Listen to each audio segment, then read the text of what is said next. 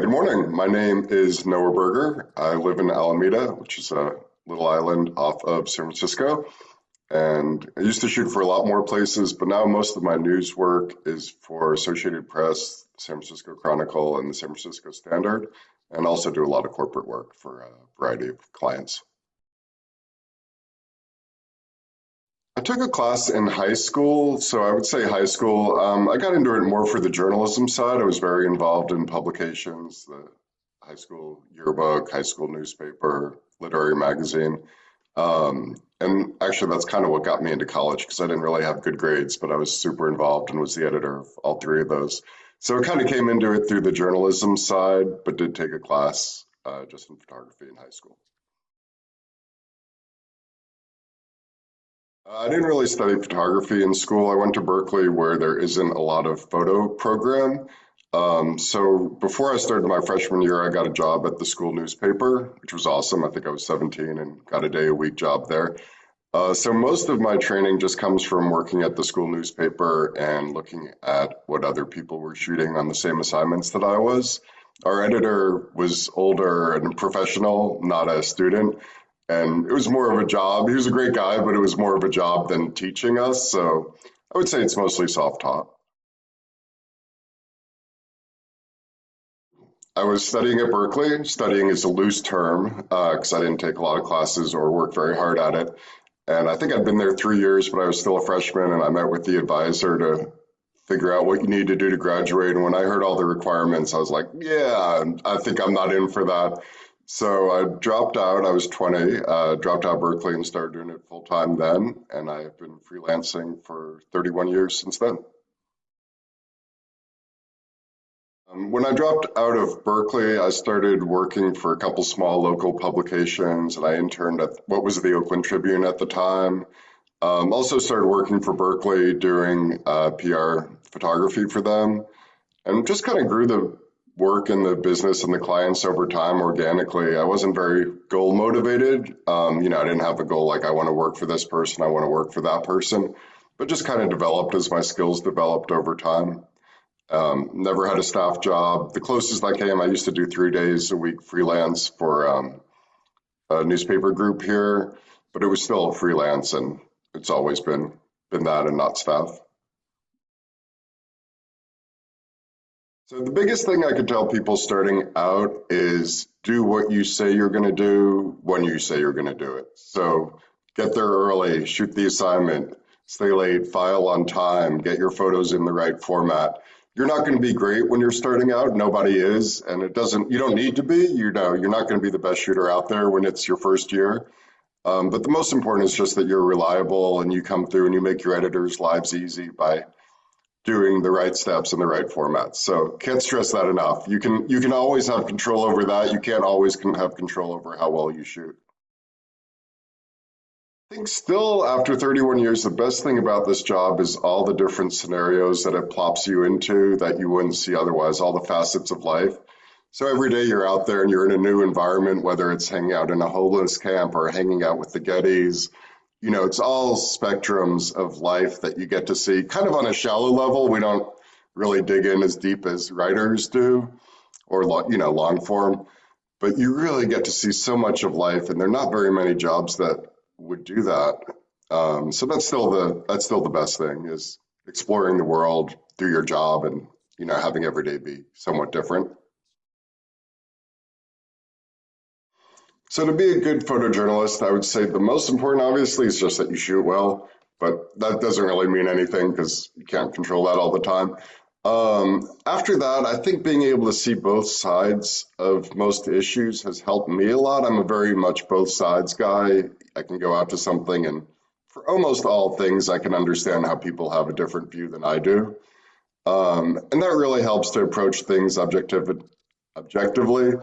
For example, I spent a lot of time covering right-wing groups or the far left or just things that, are extreme in their views. And I'm almost always able to see how people could have both positions. And I think that's a really strong quality. Other than that, really just being open to things and keeping your eyes open for different angles, different things like that. Okay, my top three tips about covering fires. The first and foremost is definitely that keep in mind that we are not the priority out there. Firefighters and residents come first. Firefighters are working to save homes. Residents are experiencing a rough time, scrambling to flee or coming back to their homes that have been destroyed. We are not the priority out there, and don't go in kind of charging hard like, I'm press, I'm here to do this. And that can take several forms, staying out of the way of firefighters, making sure you show deference to them and things like that. That would be the first tip. Second tip is make sure you have all the right gear. If you go out there unprepared, it makes all of us look bad. So make sure you have the right gear to be out there safely. Third tip for covering fires would be, I'm just going to go on a really basic, make sure your car is working, it's filled up with gas when you go in. Make sure that you're in good shape to take care of yourself out there and you're not going to become a liability and a hindrance and something that crews have to work to help you and not what they're doing. Top three photojournalism tips, and these are just kind of loose. They probably, if I thought about it more, they'd be different. The classic adage of arrive early, stay late, cover the whole thing. Obviously, look for images that tell the story. Sometimes it's the best image out there, but not always. It's always, I'm largely a wire service shooter is kind of how I approach things, and I wanted a single image that conveys a story. So that would be a second. And play around with it, have fun, find different angles. Don't just, stand there and shoot the straight shot. Once you have something in the bag that's usable, mix it up, use different techniques, different angles, get funky. Those are usually going to be the best, something that's a little unexpected. I can't really say how I see the evolution of photography. It's a really hard one to predict of photojournalism. There have been some really big changes lately. I mean, the biggest change is the implosion of journalism and, the field just collapsing into papers folding or being consolidated under management companies that don't really care about quality a lot. So you've really just seen the resources that go into covering things just shrink dramatically. And, you see that in the writing side too, and just the quality decline, which is really sad. One of the other recent things I'd say that I'm pretty passionate about is you've seen this kind of newer movement of the idea of consent, that people have a right to privacy when they're in public. That's kind of a development that I'm on the older spectrum of that. I think if you're in public, you're fair game for photos, but a lot of the newer photographers and even editors, you see papers not publishing faces in times when they would have before. So that's kind of one of the current things. I don't know if that's a huge, massive long term, but I think that's an interesting current change. Overall, if I had to take one lens to most assignments, it would probably be my 51.8.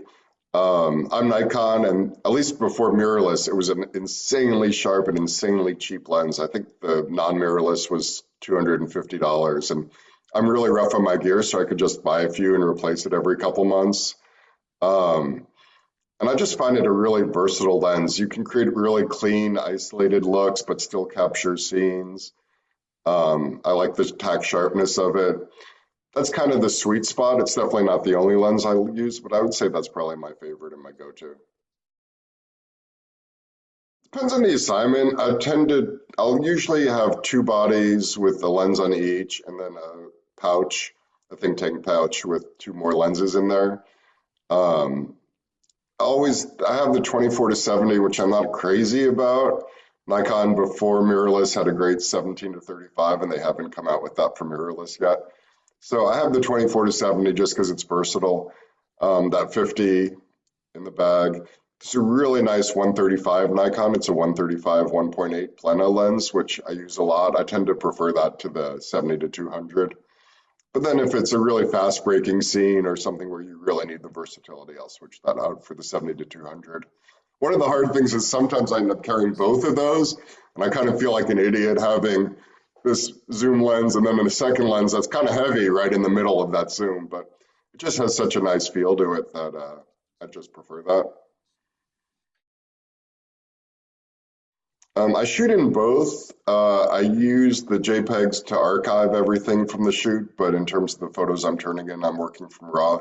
I'm on the heavier end of toning, so I definitely like to work my images quite a bit, and the RAW just lets you do that a lot more.